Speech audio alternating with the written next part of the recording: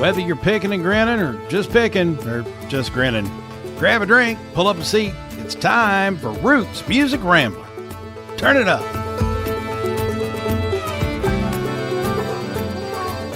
So I have to share with you, the last episode, we played the Steven Wilson Jr. song off the internet. So now that I know I can do that on the recording, I'm going to go crazy. We're going to start playing all kinds of shit. Oh, boy. But I have to share my favorite TikTok account with you and with our listeners because it's very related to what we've talked about before and what we do with regards to records and record collecting and vinyls, because the account is Rockabye Records in Oakham in the United Kingdom, which is a little bit east of Leicester and further east from Manchester, I believe. So it's in kind of lower central middle England, somewhere over there. But anyway, the premise that they started out with, there's a millennial or Gen Zer adult son, like a 20-something son. His name's Dan. And he starts out his videos on TikTok, and I think they're on Instagram as well. And he says, "Right, Dad. So Rolling Stone just published its list of, top 10 drummers of all time. Who do you think's on the list?" And so Dean, who's the dad, says, "All right, okay, let's see. Well, we've got to start with John Bonham," and so he kind of goes off and does his list, and they kind of go back and forth. And it's really interesting to just kind of watch because you're learning something from this Rolling Stone list, and you're also hearing his opinion on it. And this guy's obviously has deep musical knowledge. But then they start doing, some other stuff. I want to play a little bit of this one for you. There was one they did recently, and I'm hoping I'm going to find it here. Yes, here it is. I think this is it. Dad, are you ready to upset a few people? Oh, yeah. I want you to give me your top 5 most overrated bands. Top 5 overrated. This is great. I'll give you top 5 bands that I just don't get the hype, and give you my top 5 there straight away. I think, in no particular order, apart from number 1, Coldplay. Coldplay. He doesn't like Coldplay. They are massive. Fill out Wembley Stadium, and to me, I have no idea why. Don't get it. Chris Martin, your voice grates on me. I'm really sorry. Too. I love it. All right, so this is a little clip from, it's Rockabye Records, Rockabui Records, all one word on TikTok. I think they're also that on Instagram as well. But Dean is he's my hero. I feel like he and I would be best mates if I lived there. But I mean, oh my goodness, in Oakham in the United Kingdom. I just love this account, and I stop on every one of their videos, and I always learn something. I discover new artists through them because obviously in the UK they have a different, sort of foundational set of music over there with UK artists that I don't ever hear of.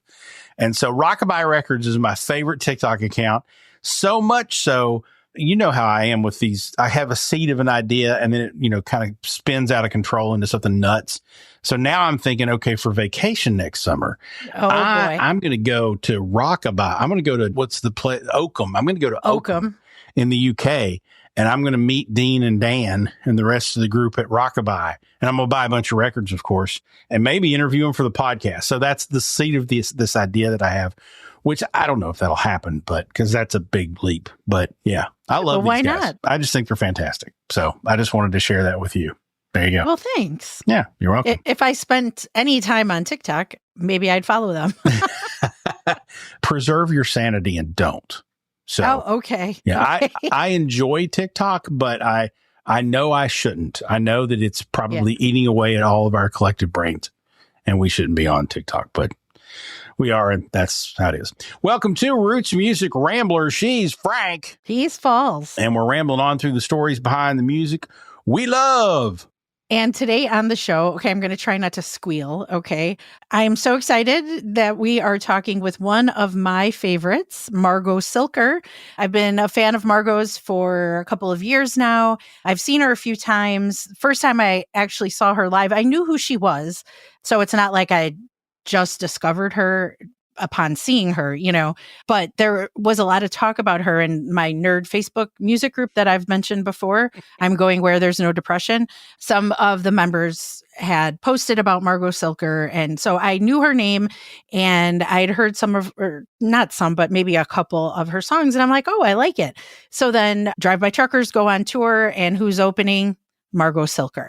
So I got to see her a couple times on that tour. And then I got to see her again over the summer at American Music Festival at Fitzgerald's. And I may have told this story on a previous episode. I think I did, right? So we were inside the nightclub at Fitzgerald's. She played indoors and, she's doing her thing. And then she starts talking about the next song she's going to play. And I kind of am starting to I know what that song is going to be. Right. So I'm really excited. I'm anticipating. And then she's like, all right. And this one's called Steelhead Trout. And I cheered like my team just won the World Series. Right. I was like, yeah. It's she looked and she's like, there you go. And I was like, oh my goodness, I can't believe I just did that.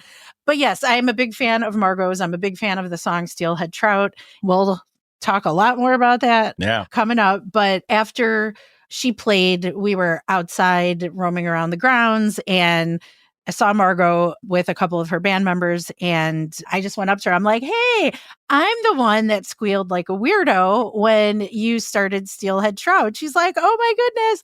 And so we started talking. And so then I had to explain why I like that song so much because I enjoy fly fishing. And Margo being from the West, she is originally from California, lives in Washington now, is an angler herself. And so we started talking about fly fishing. And then we got on the topic of the last fly fishing trip I went on. Sadly, it was many years ago. No, well, 5, but life. So I was at Three Rivers Ranch in Idaho. And so we were talking about that. And it was just the best thing, all of my worlds were colliding and it was so wonderful. And she was so much fun to talk to. And then we got really girly and we started talking about her jeans, her denim jeans that she was wearing. And yeah, it was so much fun. And now she's on the show and I'm so thrilled. Yeah. Yeah. Her debut album was in 2020. It's called Pohorylle. And it was called by Rolling Stone a sleeper hit. She followed that up with Valley of Heart's Delight last year. She's one of those singer-songwriters who seems to be resonating with a lot of the Americana crowd quite nicely. I mean, when Patterson Hood picks you out of the crowd to open up for the Drive-By Truckers, you're doing something right. And she's really emerging as almost a voice of a part of this generation. And so to have her on the show is really, really fantastic. And obviously, Francesca greased the wheels there and made friends with her. And so we followed up with a few emails and made the connection. And what was even more surprising and fantastic about it is when she was having a little bit of computer trouble trying to get on. And we communicated with her through a PR person. So that's normally how it works with artists who reach a certain level of success. We're never going to get a hold of them directly. We're going to go through PR people. So I've just been communicating with the PR person. So we're sitting here trying to get on and she's having some technical difficulties. My cell phone rings and it's Margo Cilker. And I'm like, holy shit, Margo Cilker's calling me. This is cool. So it was a fun conversation that you're getting ready to listen to. We just had so much fun talking to her and she's got great songs. She's a great musician and songwriter. And this is going to be a lot of fun. Yes, for sure. And I love, and you'll hear about it, her sister sings with her sometimes, and that just warms my heart. In my eyes, Margo Cilker, I don't know, she probably can't do any wrong, So yeah. And I'm just really excited to have this out in the world. She's kind of your version of My Joy Eloticune. That's the artist that I'm like, yeah, whatever she says, I'm there. I'm just not, yes, nod, smile, take my money. I'm there. Yeah. So. Oh, and then after it wasn't part of the recording, we sat and chatted a little bit more about Shakespeare and literature. And it's true. I'm like, oh my goodness, we are best friends. That's true. I don't remember if this was in the recorded part or not, but if it's not, then we'll circle back on it at some point. But they were talking about fishing and I don't fish. So I was just sitting there oh, what do I do here? I don't know. Should I hang up? I don't know what's going on.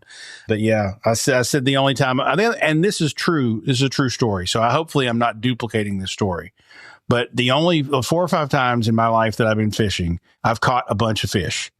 And I have analyzed and surmised over the years that it's because I smell like cheese. So I do believe that was That you did say that when the recording stopped. I think that was after, which is why I retold the story, because it was a pretty good line. I don't know where I came up with that. Like cheese. I don't actually smell like, well, sometimes I do, but whatever. Anyway. All right. So also on the show, we will do our normal pick in the grinning segment, share our picks for whose music is making us grin. Might be new artists, might be old, but they sure will be good. Anyway, before we kick it off, tell us about your boy, Dwight Yoakam, his new album. Yes, Dwight's new album dropped. Actually, as we're recording this, it dropped last night, and I picked it up this morning, and I've listened to it 3 times already, and it is fantastic. I'm going to always say Dwight Yoakam's work is fantastic no matter what, but the first couple of releases off the album were, already hits like Wide Open Heart. He also has the Bang Bang Boom Boom duo with Post Malone that have been out there. And so those were really good songs. I liked them, but his album altogether, it's a banger. It's a Dwight banger. It's fantastic. It's from the album called Better Days, which is now out. By the time you guys hear this, it will have been out for, a few weeks, I'm sure. So a lot of you have probably heard this by now, but I do want to point out on this album, there are several things that made this, for a Dwight Yoakam fan, that made it just a real gem of an album. The least of which isn't that on one of the songs, I think it's on Brighter Days, at the tail end of Brighter Days, his son Dalton, who's 3 maybe, actually makes a little lyrical cameo and, tries to sing the last verse. And I guess they were just recording and Dalton wanted to sing along and he did, and they kept it in the cut. And it's just the cutest damn thing ever. There's a picture of Dwight with Dalton in the album art and whatnot. And so, Dwight's in his 60s and he's got a very young child, which is an interesting, challenge, I would think, for somebody that age to be a new father at that age. But it's just so cute to see them together, and to hear Dalton on the album was awesome. So that's cool. That's a nice little Easter egg there for you. Say what you will about Post Malone. I like the Bang Bang Boom Boom song. I don't know how to say goodbye. It's a good song. And I'm not a huge Post Malone fan, but I don't have anything against him. I think that's a good one. But the gem of this album for me, and if you've grown up in a Southern Appalachian household, or you've grown up around gospel or bluegrass music, you will probably love this as well, because the second to last song on the album is a cowpunk version of Keep on the Sunny Side. And it is fantastic. And so he's taking, you guys know how I love cross genre stuff. Yeah. So he's taking this like traditional Bible gospel song, keep on the sunny side, keep on the sunny side of life, right? And turned it into kind of a cowpunk, anthem. And it's a banger. I love it. It's fantastic. I'm going to have to listen. So new Dwight Yoakam album is out. It's called Brighter Days. It's his first album in quite a few years. And so go out and get it. It's well worth the money if you like Dwight at all. And if you don't, there's some just good tunes on there. Check it out. Spotify it. If you like it, get it. It's awesome. All right. Got to give my Pikeville boy some props there. He's my homeboy. He's my homie right there at Dwight Yoakam. I'm glad you mentioned his age and that he's got a very young son. Because when you said his son, who's like 3, I'm like, ooh, boy, Dwight. I think Dwight's older than me. Like, yes. God bless. Yeah. Yeah. And, Dwight was, he was famously, for years dated all the Hollywood people, Sharon Stone and whatnot. But he has been in a long relationship with his wife now for, I want to say 12, 15 years, something like that. And they just had a child a few years ago, Dalton, and cute little kid, and is now on the recording. I think Dalton actually has a writing credit on the song as well. Oh, because love it. You can tell he kind of makes up his own lyrics there, which is fine. So he gets a writing credit. That's good stuff. Nice. Excellent stuff. Dwight Yoakam's new album, Brighter Days. Go get it. We are sipping on a bourbon, and I'm out. So we're going to take a quick break for a refill. Take a moment, if you will, and listen to more about the awesome sponsors that help make this show happen, including Musk Ox Flannels. If you want some good flannels to keep yourself warm here during the wintertime months, go to gomuskox.com/Rambler. Use the code Rambler. You'll get a discount. $10 of all $100 spent there go to helping wildlife conservation. So it does good for the earth and the animals on it. And if you wear muskox flannels, it will be doing good for you as an animal on the planet too, because they're warm and they're soft. And I will just leave it at that. When we come back, it's going to be Margo Cilker time, and we're going to hope that Francesca can get through it without squealing. This is Rich Music Rambler.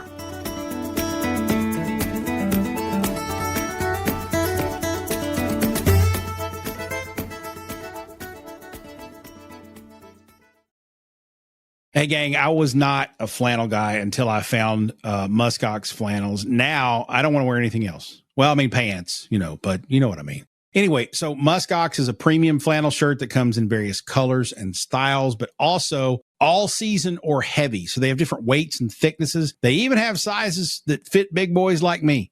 Now, Frank, I hear the ladies like the flannel look. Is that accurate? Yes. Yeah, there we go. So one muskox flannels customer actually said they are buttery soft, but built like a tank. I resemble that remark, especially when I'm wearing my muskox flannels. They also, by the way, give $10 of every $100 order to support wildlife conservation. So you're doing some good for the earth and the animals on it with every purchase. Visit gomuskox.com/Rambler, browse the collection and get you some buttery soft, built like a tank premium flannels. Make sure you use the code Rambler, all caps, and get the discount on your order. That's gomuskox.com/Rambler. Use the code Rambler, buttery soft, yo. That might be my new hashtag.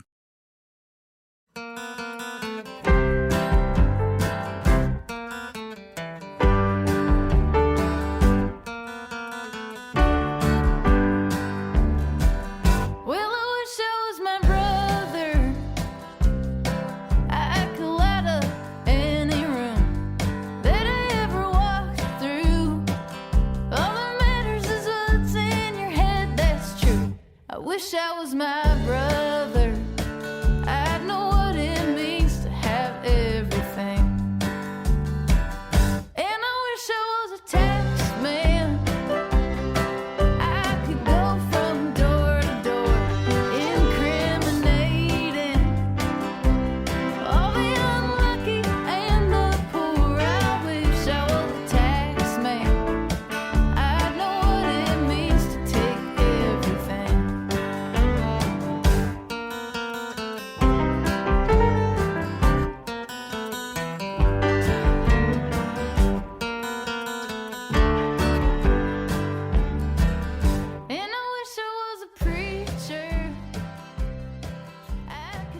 So that is Brother Taxman Preacher from Margo Cilker. And Margo, it is so wonderful to have you on Roots Music Rambler. Thanks for joining us. So we're just going to get right into it with Brother Taxman Preacher. So that song is one of the first of yours that I heard.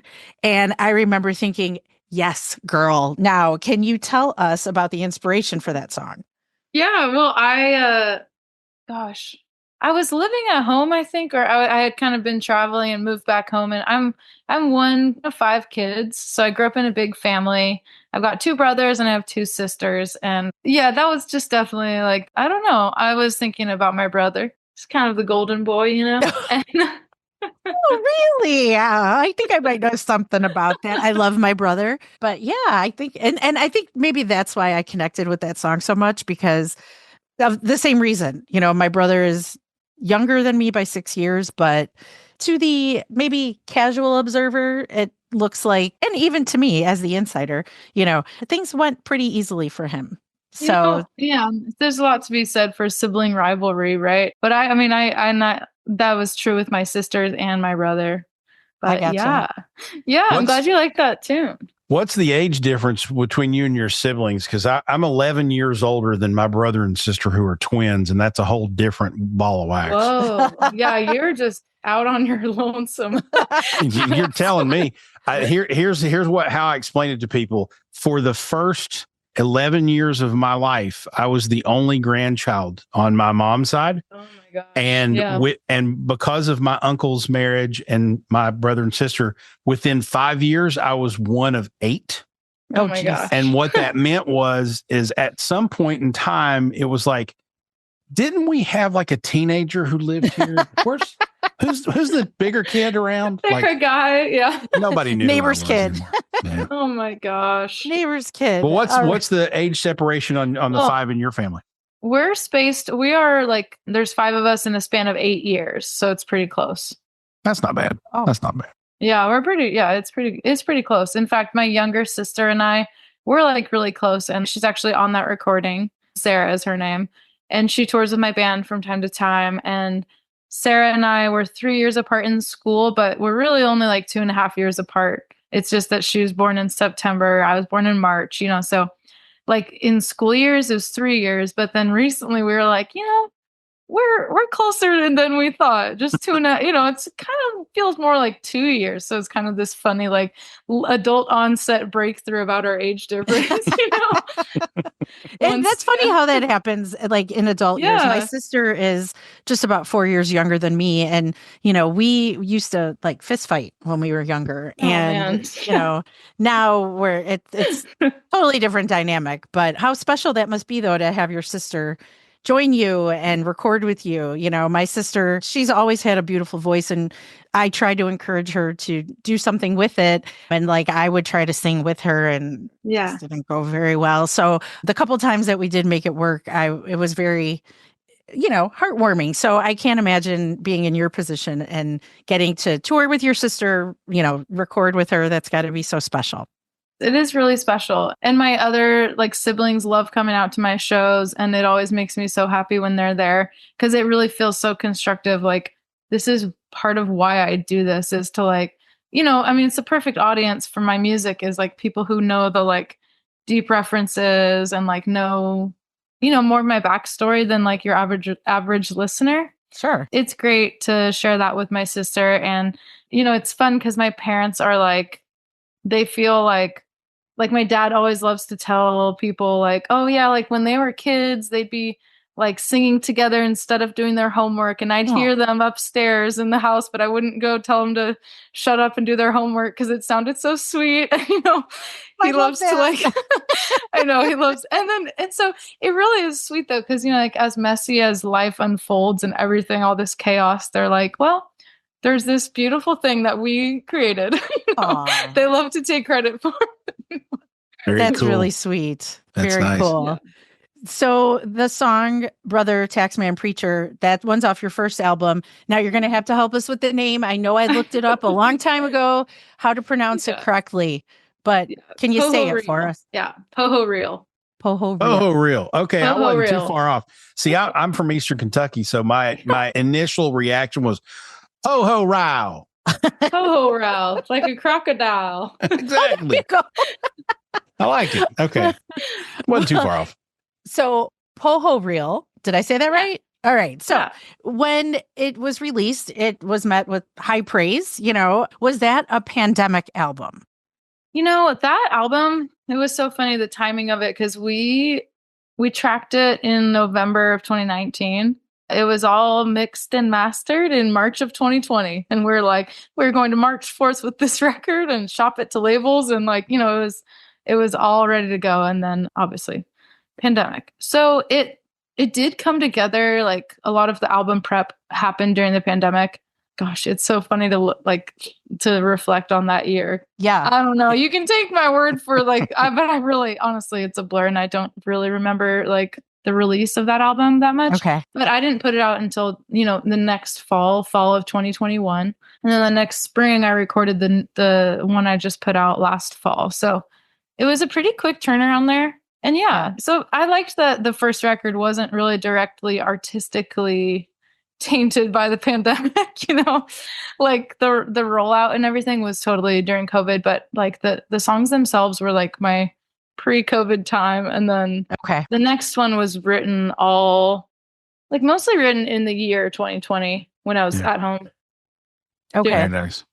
So the success of that first album, though, I'm curious if that was a surprise to you how successful it was. It launched you into this mad, pattern of touring and supporting a lot of great artists like Hayes Carll and Drive By Truckers and whatnot. Yeah. And I know that's where Drive By Truckers' show is where Francesca first saw you. So tell us, was it a surprise? And then tell us kind of how that, was it just this whirlwind thing that happened after that? It was totally a surprise. And it was just this funny alchemy of like having a strong radio promoter. I love Angela. She's so wonderful. And she really helped spread the word. I had really solid, I was just riding on the back of other wonderful albums that had come through the Fluff and Gravy, through that line. And yeah, it was amazing. The thing I will say is like, yes, it was a crazy whirlwind, and like getting a booking agent just, changed touring for me, of course. That was huge. But I was so ready to do it, because I was working, like, I was waitressing, I was working on farms, I was doing like all kinds of other work. But I feel like looking back, I can feel that I was really prepared to like do the thing I'd been working to do, I had been building up to that for so long. So I didn't expect it to happen, but I was kind of ready when it did.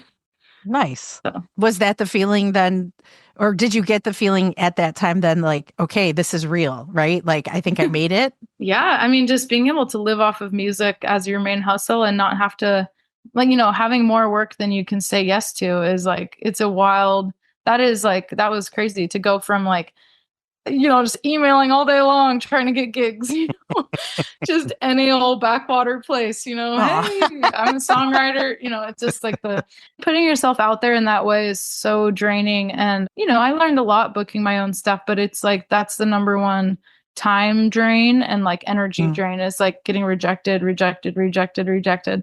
So I still face rejection, but it's on a bigger scale and it's not like a daily, like, you're not worthy for this job, because that's what's tough. Like now it's a different kind of like, you're not the right fit. But when you're just starting out and you get rejected from playing a show, they're saying like, you don't belong in this job, and that can be really devastating. And I remember that being really like hard for me. And I was kind of a hothead and like, I was really, I was immature when I was starting out. And I just, it's like, you have to have this delicate balance of believing in yourself, but not being like an absolute, well. You can swear, it's okay. No, I don't. Well, there's swearing and then there's how I would describe myself in those days. Okay. Nice. Let's just say I was really green. I was totally green. And I now appreciate so much more. Like when I meet younger artists that are starting out, I have a lot of grace with them because I see myself in them. And I'm like, it's really humbling, Yeah. And I'm just grateful. But yeah, those tours of 2022, the Hayes Carll run, like that was one of our favorite tours as band. It was just like, well, it was fun because it was a full band tour. Yeah. And I don't really know how we pulled that off, but I'm so glad we did because it was like such a fun memory to share with like the whole 5-piece band at the time. And Hayes and his band just couldn't have been nicer to us. And at one point, one of them actually traveled around. They like came in our van. They downgraded from the bus onto our van. Nice. So you didn't get to switch with him? No, I should have taken his place, but no, he joined us. He downgraded. It was pretty funny. That's good. I'm curious. I know you mentioned getting the booking agent was kind of a big sort of leap forward for you, but I'm wondering, was there an act, whether it was Hayes Carll or Drive By Truckers or somebody else along the way? Was there an opportunity that came to your lap, opening up for someone where there was like this instant, like influx of fans, followers, attention? Was there one that was like this domino fell over and all of a sudden it was different? Well, I think BJ Barham did an amazing job of mentoring me and like the timing of that tour with BJ. Well, BJ invited me to go play Road Trip to Raleigh. Mm-hmm. And then that was in February, if I'm not. Or maybe March, January. Jesus. Q1. It was in the winter sometime. And then just a couple weeks later, I did a whole run with them. And that was like, I mean, that's another person where like you just learn so much about the job from them, because BJ is super hands-on. He's running a tight ship, and he, like, to this day, even just like last week, I texted him with a question about like distribution. It's like he's always available and has like continued to be a mentor in that way. That's so nice. Yeah, and like just watching him do his thing, like just leading a band, and like towing the songwriter line, and I remember when I went out to the road trip to Raleigh, I had this big suitcase of merch. I think this happened a few nights at the merch, in merch land at the American Aquarium show, but BJ, like, I had like 2 vinyl left, and BJ like lifted them up and held them up and like told his merch line, he's like, she's got 2 more of these records. We're not sending her home with these. And like people bought them, Nice. and I will never forget that. That was like super nice of him to do. And I appreciated that so much. That's That good is stuff. awesome. That's awesome. I wish other rock stars would come by my merch table and go, buy this. Yeah. Heck yeah. That would make it a lot easier. Yeah, truly. Well, we want to get into more of your creative process in a minute, but we're going to step out for a break right now. We want to play a little bit more of your awesome music. We're going to go out with That River. That's off of Pohorylle, right? Did I say that right? You got it. Yeah. That Pohorylle. So That River's off Pohorylle. Don't go away. This is Roots Music Rambler.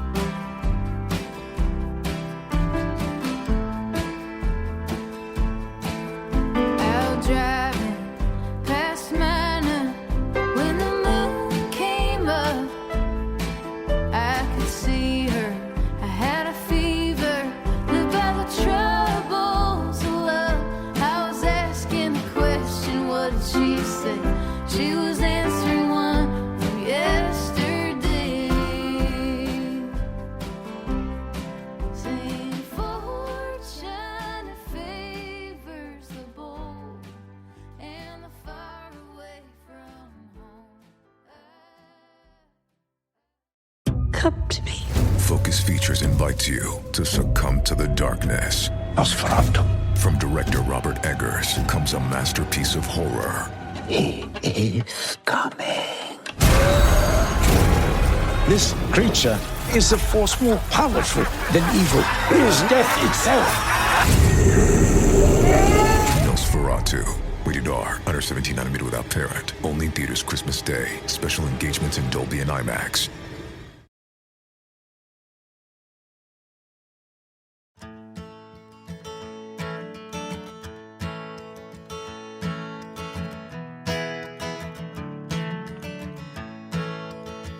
Wasn't much of a warning.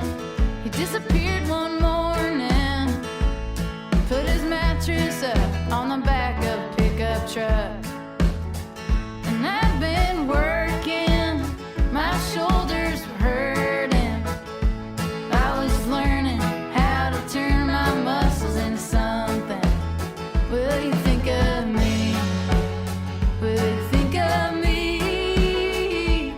Will you think of me on your way back to Tehachapi? In Sonoma County, well, the grass is feisty.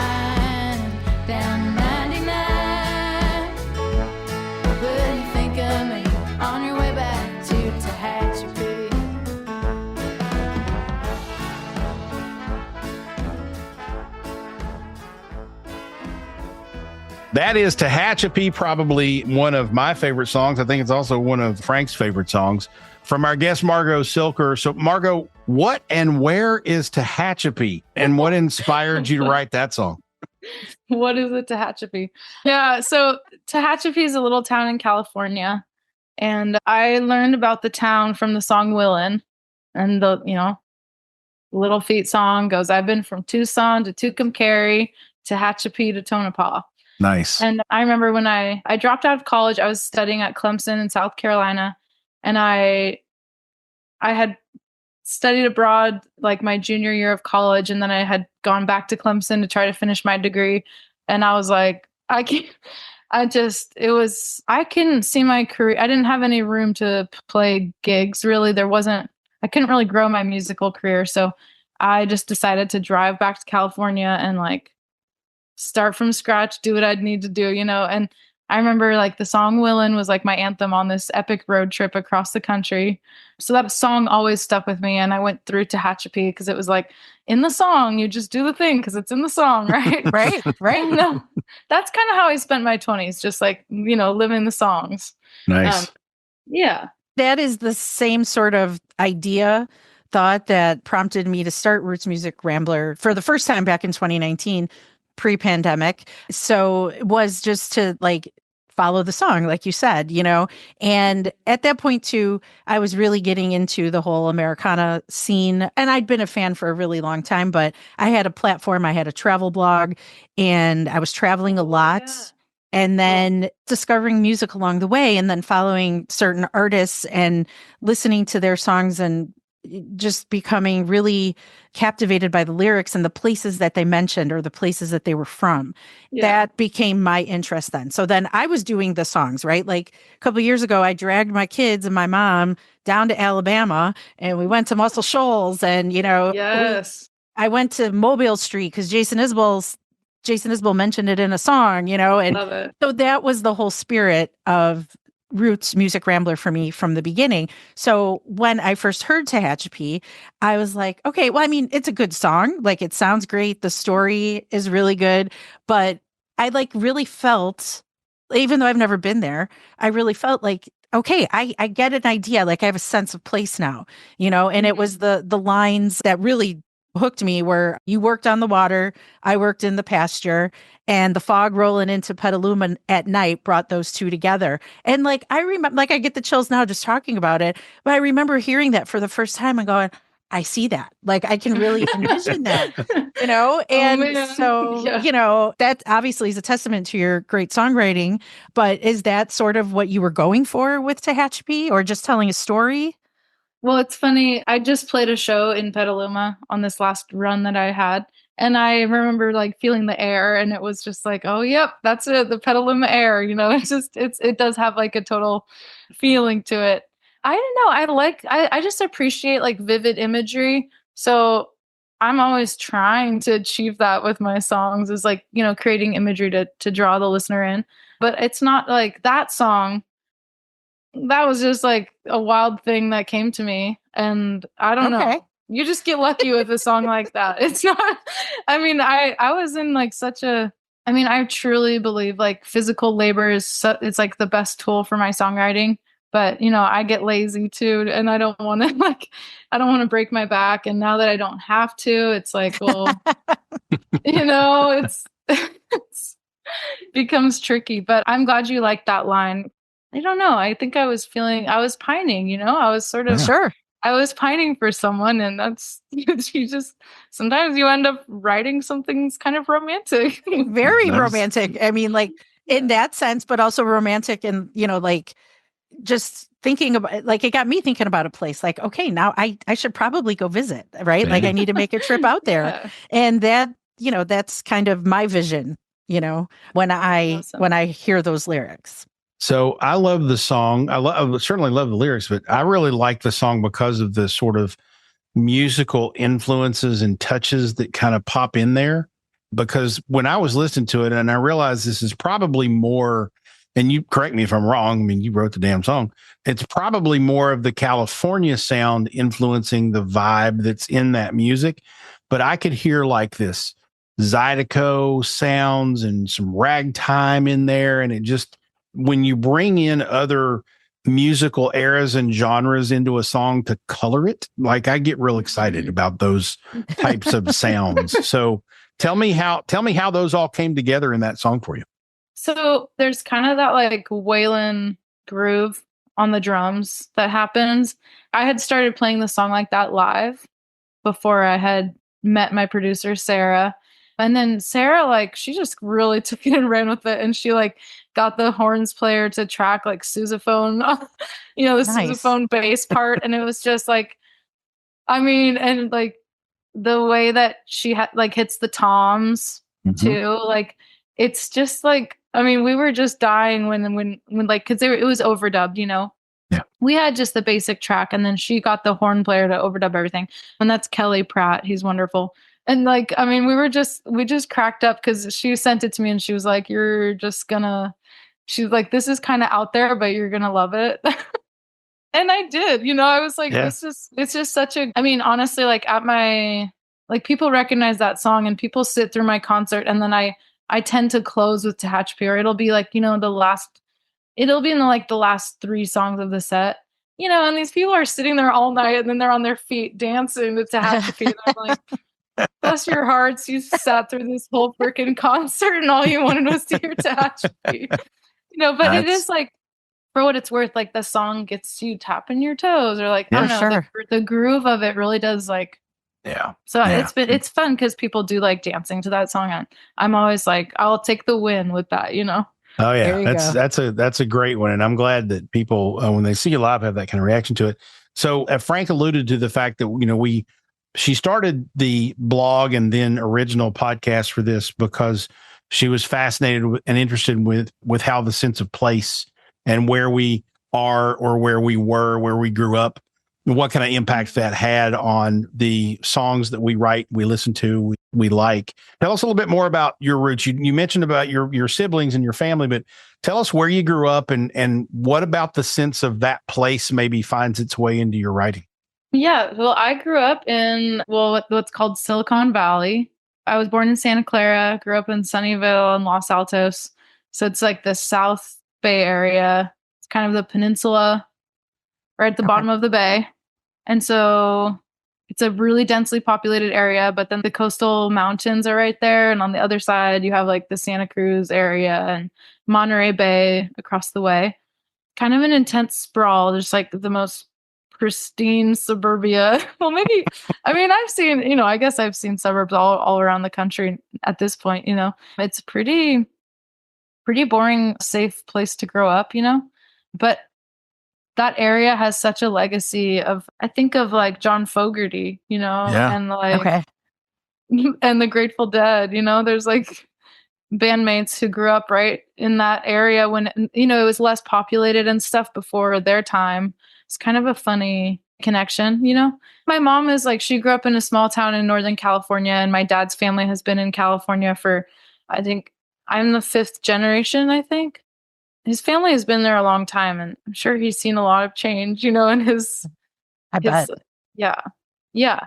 But yeah, my mom's mom is very musical. She plays like 5 different instruments and she sings, and we would sing together as like with my siblings, with my cousins. It was like, and my parents are both musical, but not like, they're not folkies. They're more like, my dad loves like more rock and roll kind of. He's like K-Pig Radio.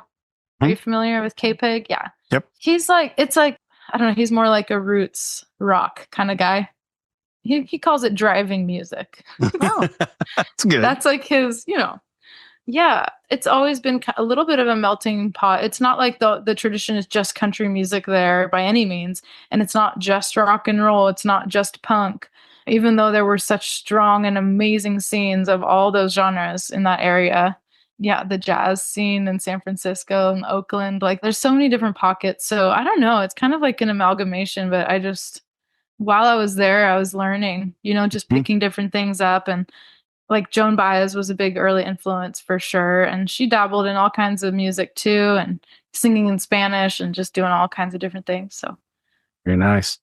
Well, we want to get back to listening to a little bit more music so that we can spread the love here from the album Pohorylle. This one is called Wine in the World. As we go to break, she's Margo Cilker, and this is Roots Music Rambler.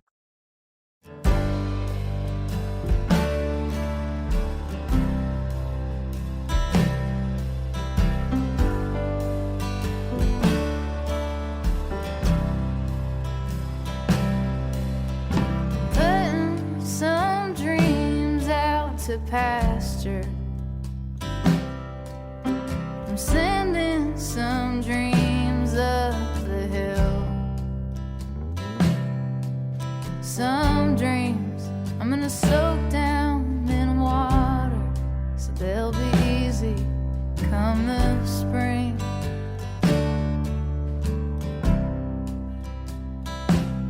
I've had my share of adventure,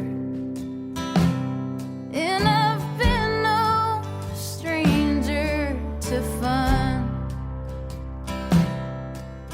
Rooms full of music and laughter, and we all look the same. Everyone. I wish I had all of the time in the world. I wish I had. Streaming now on Peacock. Paris Hilton and Nicole Richie are back. That's hot. Loves it. For a show-stopping reunion that will prove putting on an opera is anything but simple. We're really good at this. One thing's for sure, they won't be upstaged. Good to have you back. Come on, we've got a show to do. Paris and Nicole, The Encore, a 3-part reunion special. Streaming now, only on Peacock.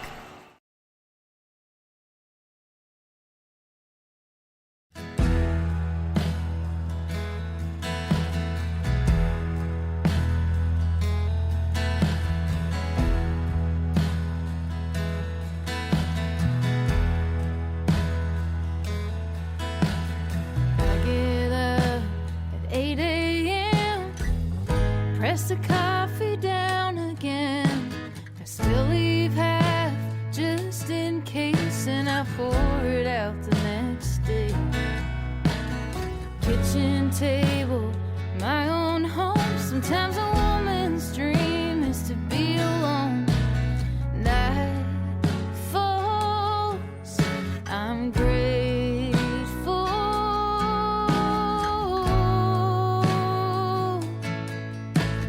What do I do with the middle between the coffee and the wine? The part of the day when my heart says I won't do it this time.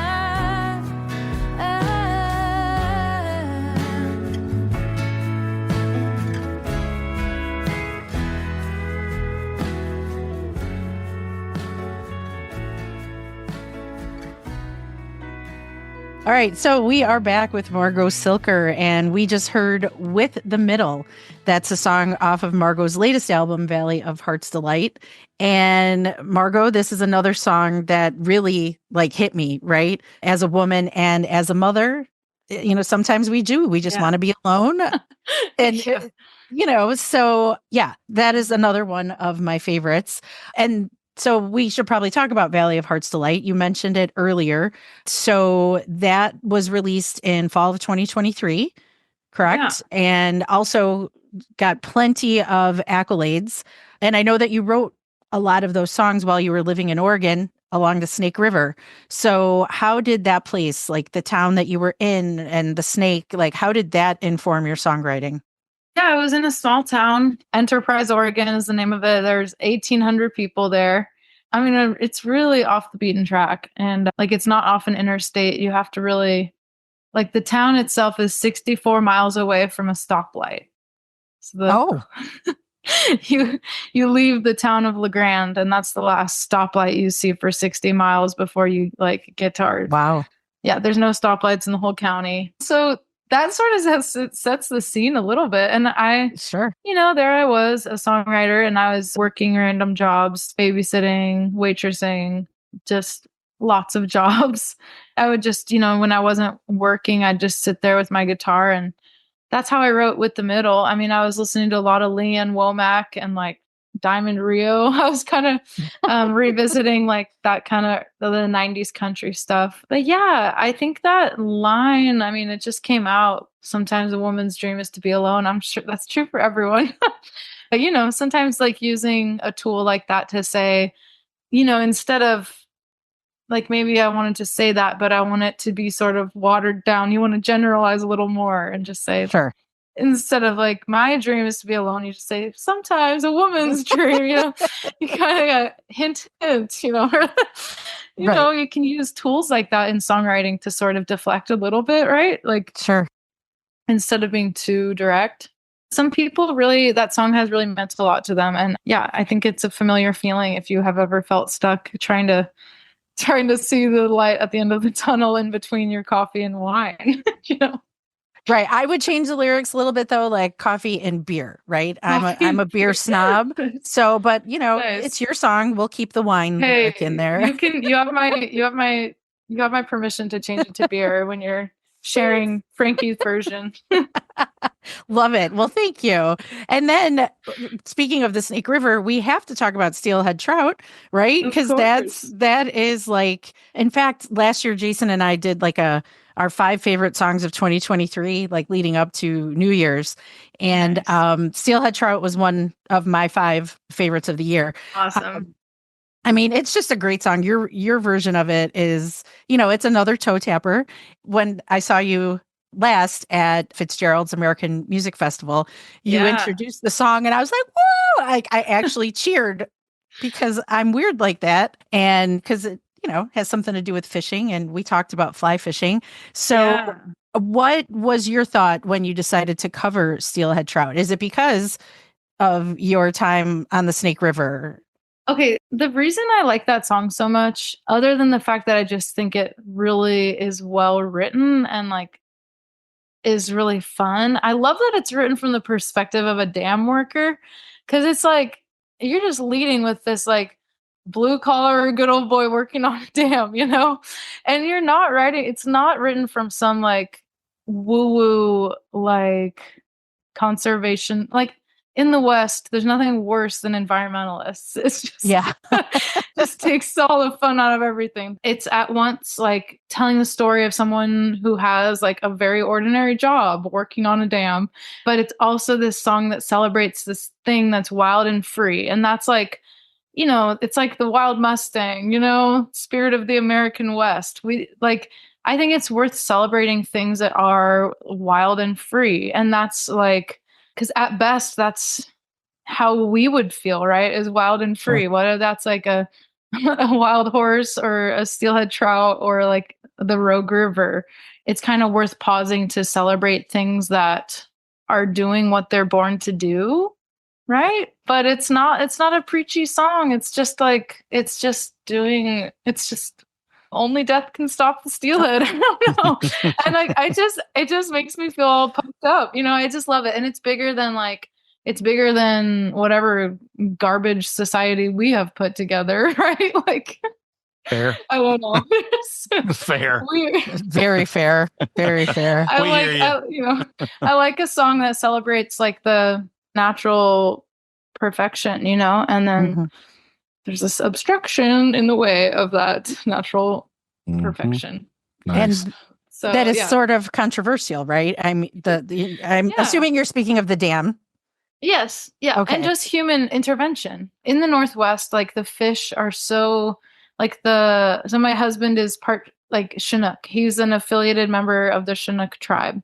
And they'll just distribute salmon to the tribe. And there's this guy who comes around with a cooler of fish, and they just dole out salmon, and you're like, okay, this afternoon we've got salmon coming in the cooler, so we have to like plan to fillet it, and my father-in-law smokes it, and it's just like it's this connection to how things were for the indigenous peoples for so long, and like the fish that sustained their communities, and just being tied to the land in that way is so precious, and I just love to celebrate things like that. And that's why like the natural world, well, I'm a part of the natural world. The delineating between like the man-made world and the natural world. That's where we kind of lose that's where the plot gets lost, right? Is like marking us versus them and everything.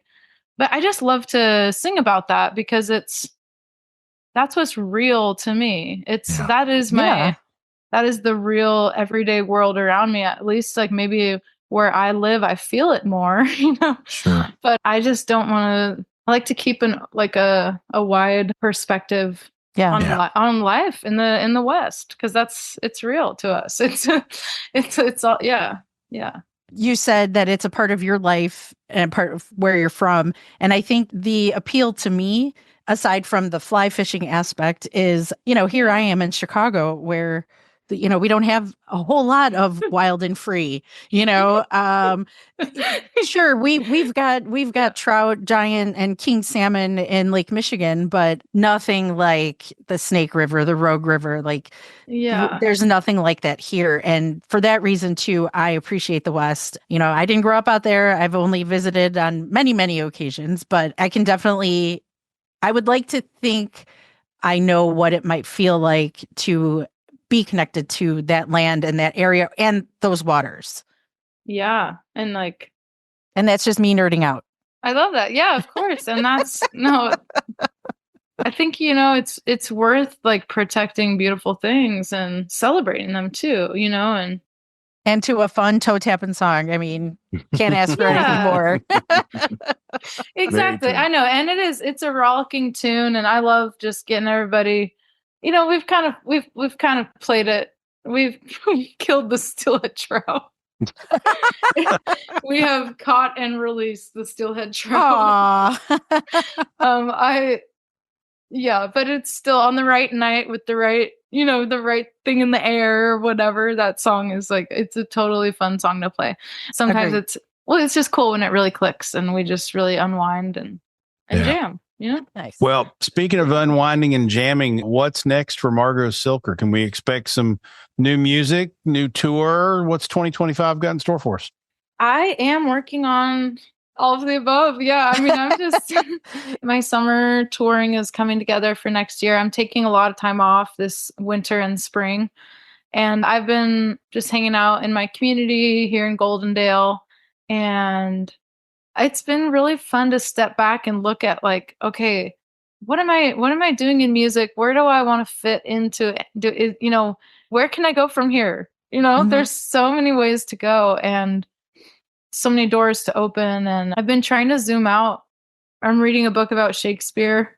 It's interviews with Judi Dench about acting in the National Theater. Nice. Like the amazing Shakespeare companies that she acted in. And it's so cool. And I'm just enjoying reading stories that do not revolve around songwriters because I feel so like, you just get little blinders and all you think about is like the Americana music scene, and there's so much more out there just in the arts world, and so to answer your question, I'm just taking a season to kind of get revitalized and hang out with some cows probably. And just, I just like being around cows. It's so simple. They're just going to eat. Yep. And other things. There you go. But it's very simple, and and I'll be on the road next year. There will be chances to find me for sure. That's great. But it's also gonna, it's not all filled in yet, so it'll be exciting. I don't know what the future holds. Okay. All right. Well, at least we can probably expect some new music and to see you play live, and that's all we can ask for. So I'm glad I have your approval.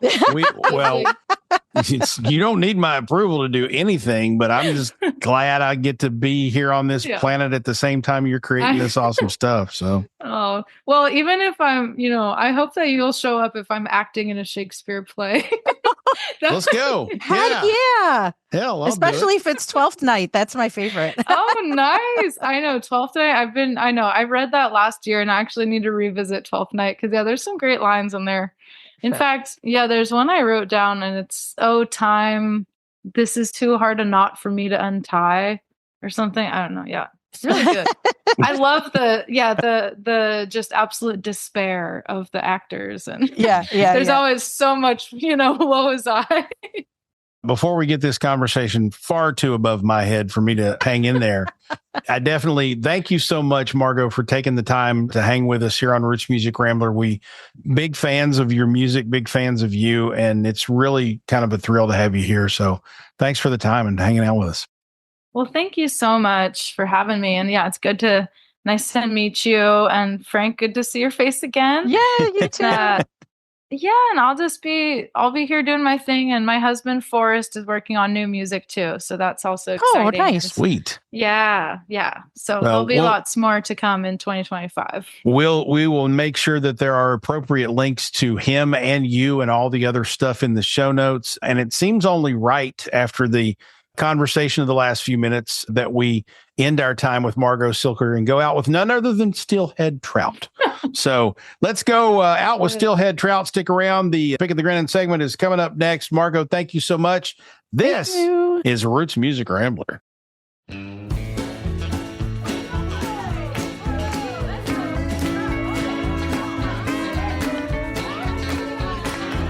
in the sun, working on the dam, I looked down at the riverbed. Swirling, twirling with the current, there was a 2-foot steelhead.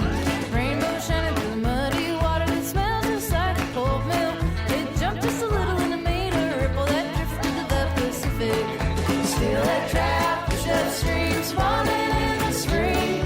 Climb a ladder on the dam, won't stop for anything. Only death can stop steelhead.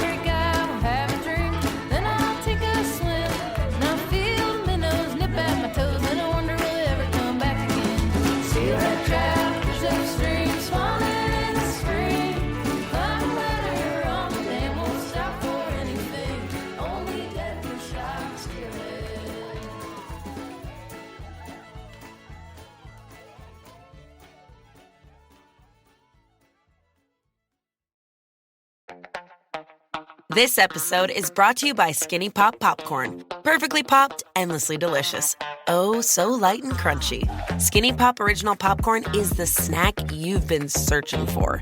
Made with just 3 simple ingredients: popcorn kernels, sunflower oil, and salt. Snacking never felt or tasted so good. Perfectly popped, endlessly delicious.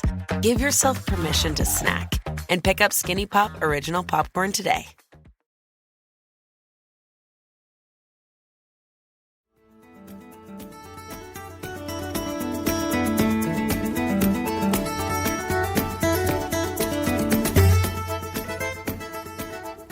Welcome back to Roots Music Rambler. Frank, you okay? Did you get through that okay without, you don't need to take a break and fan yourself or anything? Oh, she's so nice. That was fun. That was so much fun. And as we alluded to earlier, after we got done with the interview, she just hung out and talked to us for 20 minutes. It was just a great conversation. She's such a sweetie. Go listen to her music. Just good stuff. Really good songs. You've heard a lot of them here on the show, but go listen to the full things. We got all the links in the show notes to go find your Margo Cilker fix and keep that main line in because it's some good shit right there. It is time on our program when we do Pickin' the Grinnin'. This is the segment of the show where we tell you who we're listening to that's making us grin. It's our way of recommending artists to you. They might be old, they might be new, but they will sure be good. And I'm going to go first this time because I always throw Frank under the bus. But I've mentioned on this episode, I think, and I will mention this probably a lot. If you know anything about me and my love of music, you know I love a good cross-genre cover. And so I have heard of this band a couple of times, and they're on the list of, I got to go listen to more of their stuff. People keep saying they're awesome and then I love them, but I've never taken the time to do a deep dive. Well, I recently started doing a deep dive on the Cleverleys. They are a bluegrass cover band, and all they do really are covers. And the first one I heard was a cover of the song Creep. And I was in love after the first 3 notes, and the Virgo Stellar Times, whatever the hell that is, said of the Cleverleys, if Earl Scruggs, Dolly Parton, and Spinal Tap spawned a litter of puppies, it would be the Cleverleys. And that makes them an odds-on favorite to become my new favorite band. And they are playing in Louisville on February 1st. And yes, I have tickets. So I will be reporting a lot more about the Cleverleys as we move into 2025. And you know I'm going to reach out to them and see if I can't get them on the show, because that would just be too much fun. We did have Pixie and the Partygrass Boys in one of our first, handful of episodes, and they're not a cover band, but they did a bluegrass cover album that we talked about on that episode.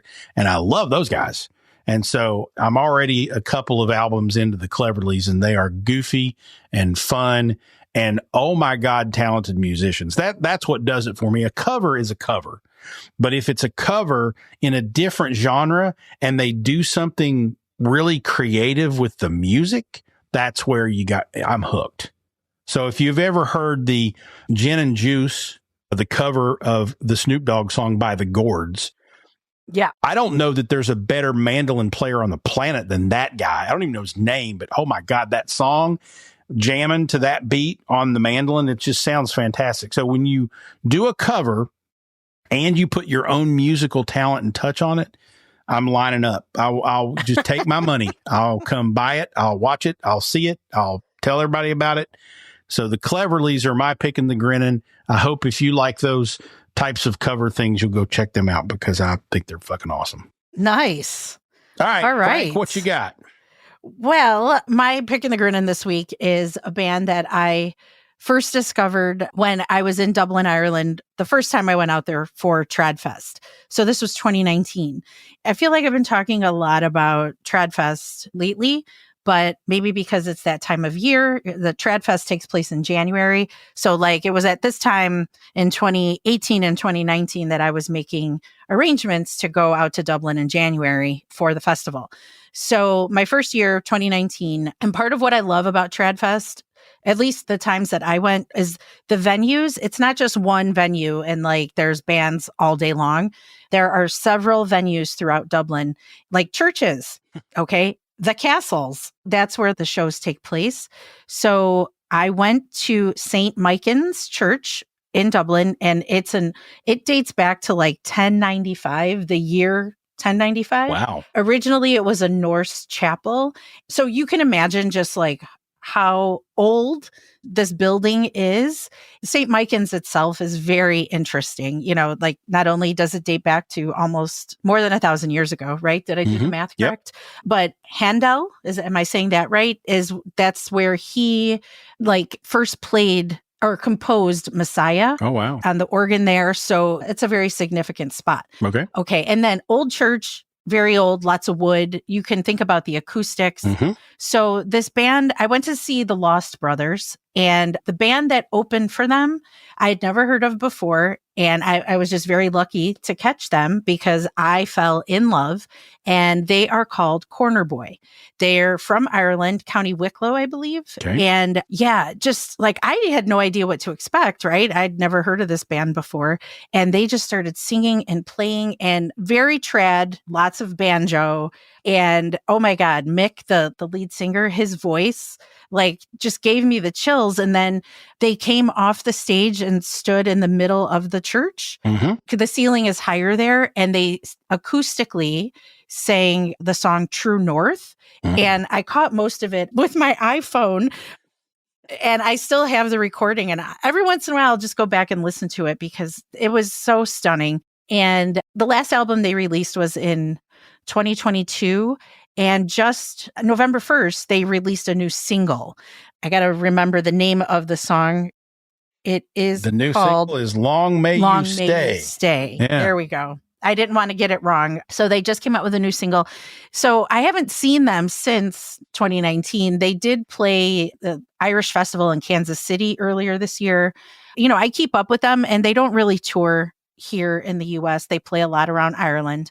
But if you can, just dial them up on Spotify. Yeah. Like that night when I got back to my hotel room, I went on iTunes and bought whatever I could find that they released. So there's some EPs and I just love their sound, and Mick's voice is amazing. So check them out. Yeah, they're a 6-piece folk band from the southeast of Ireland, combining elements of rock, bluegrass, and traditional Irish to create a distinctive sound. That's a great description. Sounds like right up our alley. So I'm excited. I had not heard of them until you just recommended them. So I'm going to go out and hear some new music this week, which is great. Yay! That's the whole point of picking the grinning. Exactly. So, excellent. Well, I think we've probably about exhausted ourselves. I know Francesca needs to go fan herself and cool off a little bit from the Margo Cilker fangirling. Hey, I fanboy all the time on this show. You're allowed. It's fine. No problem. I know, but she's just so nice. I know. It was great. I feel like we got a new buddy, which is sweet. Yeah. So there you go. Anyway, thanks for joining us, folks. Roots Music Rambler is a production of Falls and Partners, copyright 2024. Our theme music is Sheepskin and Beeswax by Gentacorum. Join us online at rootsmusicrambler.com and make sure you mash that subscribe or follow button so you remember to join us for the next Hoe-Down and Throwdown. She's Frank. And he's Falls. And whatever you do, kids, ramble on.